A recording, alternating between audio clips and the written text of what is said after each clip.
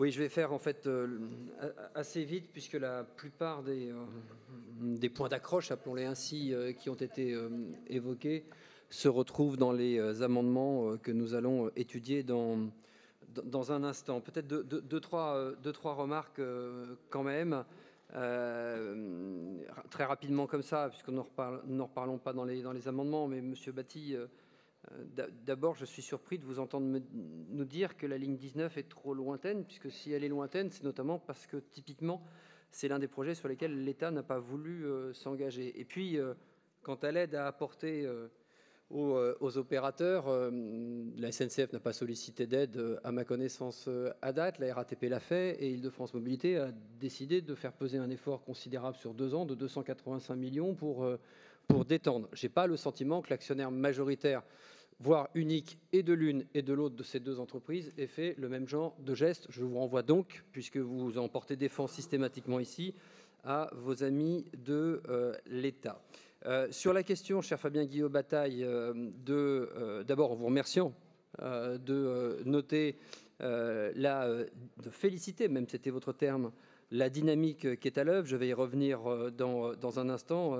Il est quand même bon de rappeler, parce que vous n'êtes pas le seul à l'avoir évoqué et que ça se retrouvera dans un amendement, que sur le schéma d'accessibilité des gares, lorsque nous sommes arrivés, la région dépensait moins de 20 millions d'euros par an, que nous avons accéléré la fin de la convention précédente en 2016 et que depuis, nous sommes sur un volant de 50 millions d'euros par an, c'est-à-dire 2,5 fois ce qui était dépensé avant. Là, encore une fois, les chiffres sont particulièrement têtus. Pour M. Juravert, qui évoquait l'abandon du fret, c'est 70 millions au budget de cette année, c'est 119 millions dans le CPER que nous avons évoqué ce matin. Et alors, pour le coup, Monsieur Juravert, dans votre intervention, il y a un sujet qui me pose véritablement problème, parce que, bon, j'entends bien les remarques qui fusent parfois dans l'Assemblée, de façon d'ailleurs particulièrement inconvenante, comme ce matin quand on interpelle la tribune en indiquant qu'on ne prend jamais les transports, ce qui est évidemment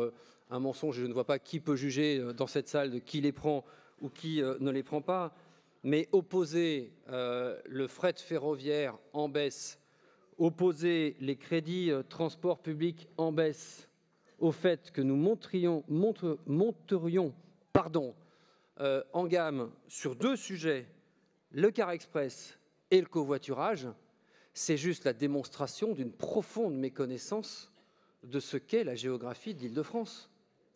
Enfin, si vous pensez que dans l'ensemble des 1250 communes que compte notre région, nous aurons un jour des tramways ou des RER, je pense que vous tapez un tout petit peu à côté.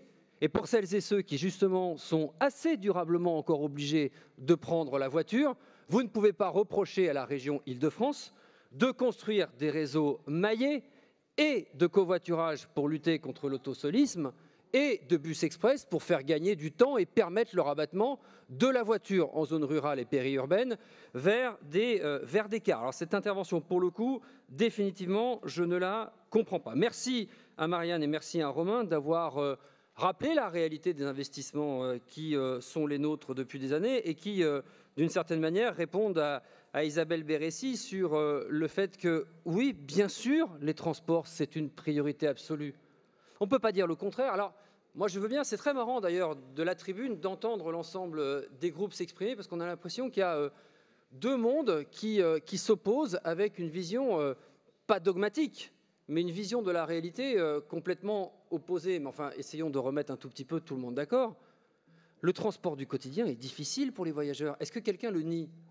Personne. Je me permets d'ailleurs de signaler que, contrairement à tous les dysfonctionnements de réseau que nous connaissions il y a une dizaine d'années, qui étaient liés exclusivement à l'obsolescence ou du matériel roulant ou de l'infrastructure, une grande partie des dysfonctionnements du réseau à l'heure actuelle sont liés aux travaux d'accélération, parce que justement nous avons hérité d'un réseau dans un très très mauvais état. Qu'il me soit quand même permis, parce que c'est du sonnant et du trébuchant, parce que tout le monde peut vérifier les chiffres, que depuis 10 ans, avec Valérie Pécresse, nous aurons investi 24 milliards entre la région et Île-de-France Mobilité, et dans l'infrastructure en renouvellement, et dans la création de nouvelles lignes, et dans le renouvellement du matériel roulant. C'est factuel. Et évidemment, pardon de se le dire, mais dans le ferré, le temps est long. Et vous êtes bien placé pour le savoir. Il y a 5 heures de plage travaux la nuit pour faire avancer les chantiers. Parce que la journée, il faut faire circuler quasiment 10 millions de déplacements par jour. 70% des gens qui sont dans un train en France le sont en Île-de-France tous les jours. Et en même temps, sans couper les lignes, il faut faire tous ces travaux de rattrapage qui n'ont pas été faits par le passé quand nous n'étions pas ici à la tribune.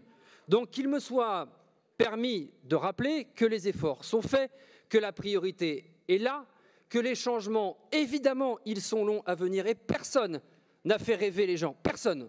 Vous pouvez relire tout ce que j'ai écrit, tout ce que je dis depuis 10 ans. On est dans le ferré sur le temps long.